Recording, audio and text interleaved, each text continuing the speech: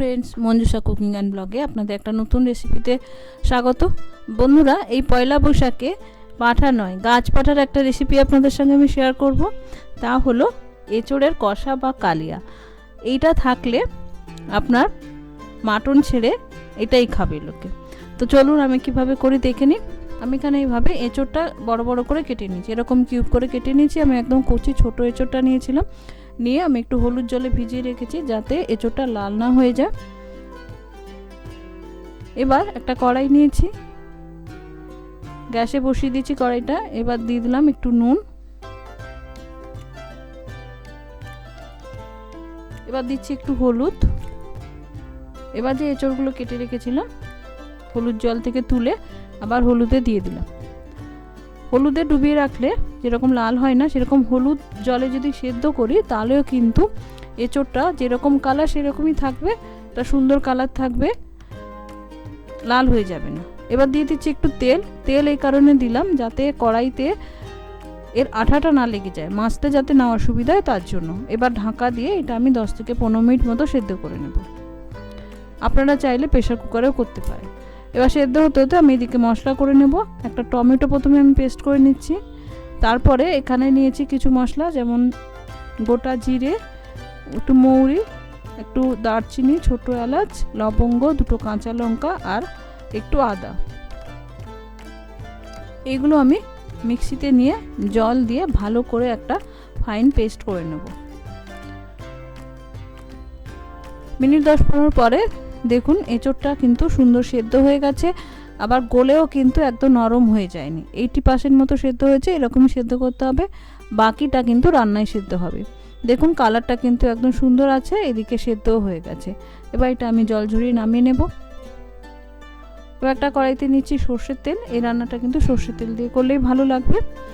100 গ্রাম মতো সর্ষের তেল লাগবে, যেহেতু এটা নিরামিষ রান্নার এঁচোড় রান্না, তো একটু কিন্তু তেল বেশি লাগবে। দেখুন তেলটা নিয়েছি, তেল গরম হয়ে গেছে। এবার আমি একটা আলু ভেজে নিচ্ছি। এঁচোড়ের তরকারিতে কিন্তু আলু ছাড়া ভালো লাগে না, সে কষা হোক আর যাই হোক। তো আলু দিয়েছি, আলুতে একটু নুন দিয়ে দিলাম আর দিয়ে দিচ্ছি একটু হলুদ গুঁড়ো।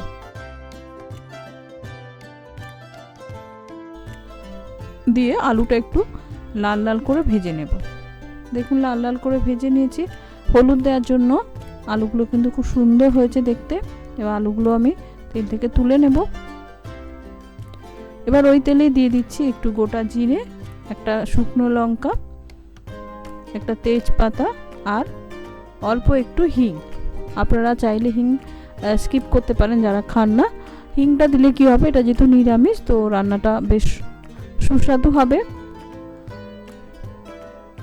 এবার যে মশলাটা আমি বেটে রেখেছিলাম সেটা দিয়ে দিলাম।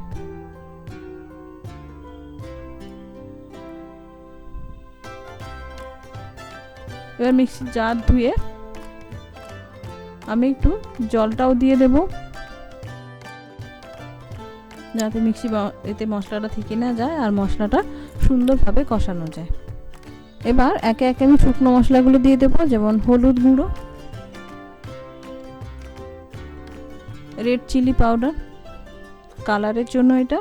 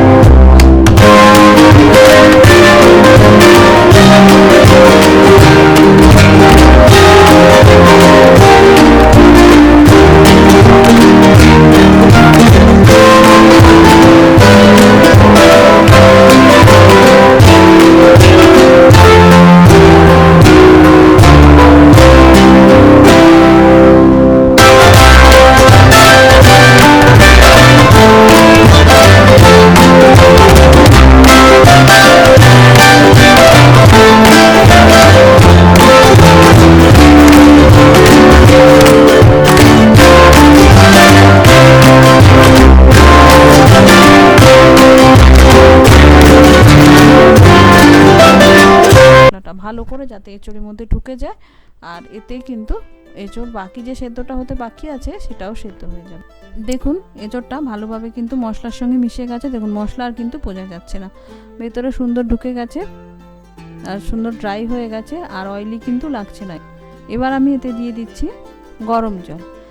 আমরা যেরকম মাছ মাংসে, পাঁঠার মাংস বা মুরগির মাংসে গরম জল দিই, তেমনি এটাতেও কিন্তু গরম জল দিলেই ভালো হবে, কারণ এটা অনেকটাই অলরেডি সেদ্ধ হয়ে গেছে। এবার যদি ঠান্ডা জল দেওয়া হয় তাহলে কিন্তু এঁচোড়টা একটু শক্ত থেকে যেতে পারে। তো আপনাদের যতটা গ্রেভি রাখবেন সেরকমভাবে জল দেবেন। আমি এখানে মোটামুটি মাখামাখাই করব, বেশি গ্রেভি রাখবো না, সেই জন্য এরকমভাবে জল দিলাম। এবার জল দিয়ে এটা ভালো করে মিশিয়ে এটা আমি ঢাকা দিয়ে মিনিট 5 করে নেব। দেখুন মিনিট 5 পরে সুন্দর গ্রেভিটা কিন্তু মাখামাখা হয়ে গেছে, অনেকটা ঘনও হয়ে গেছে, আর এঁচোড়ও সেদ্ধ হয়ে গেছে। আপনারা যদি মনে করেন যে এর থেকেও ঘন করবেন, তাহলে একটু 2 চামচ মতো ময়দার ঘোল তৈরি করে দিয়ে দিতে পারেন, বা একটু চাল বাটা 2 চামচ মতো দিয়ে দিতে পারেন, তাহলে কিন্তু গ্রেভিটা আরও ঘন হয়ে যাবে। তবে আমাদের এরকমই পছন্দ, তাই জন্য আমি আর বেশি ঝোল ঘনও করলাম না বা ময়দার ঘোলও দিলাম না। যেহেতু নিরামিষ রান্না, তো ঘি গরম মশলা তো অবশ্যই লাগে। গরম মশলা যেহেতু মশলার মধ্যে ছিল, তো আমি একটু ঘি দিয়ে দিলাম। দিয়ে এবার গ্যাসটা নিভিয়ে মিনিট 5 রেখে তারপরে সার্ভ করব। আপনারা চাইলে একটু ধনেপাতাও দিতে পারেন। তো বন্ধুরা, রেডি আমার গাছ পাঁঠার কষা। এই এঁচোড় কষা আপনার পাঁঠার মাংসের স্বাদকেও কিন্তু হার মানিয়ে যাবে। আমরা এই জন্যই ভালোবাসি যে এঁচোড়টাকে এই জন্যই পাঁঠা বলা হয়, গাছ পাঁঠা, যে পাঁঠার মাংসের মতো খেতে লাগে। তো এই পয়লা বৈশাখে যারা নিরামিষ খান তারা কিন্তু বাড়িতে এটা একবার ট্রাই করতে পারেন। আশা করি আপনাদের ভালো লাগবে। ভাত দিয়ে তো অবশ্যই ভালো লাগবে, এছাড়া ফ্রাইড রাইস, পোলাও বা লুচি রুটির সঙ্গেও কিন্তু দারুণ জমে এই রেসিপিটা। আশা করি আপনাদের ভালো লাগলো। ভালো লাগলে অবশ্যই বাড়িতে একবার ট্রাই করে আমাকে জানাবেন। ভালো থাকবেন। নমস্কার, ধন্যবাদ।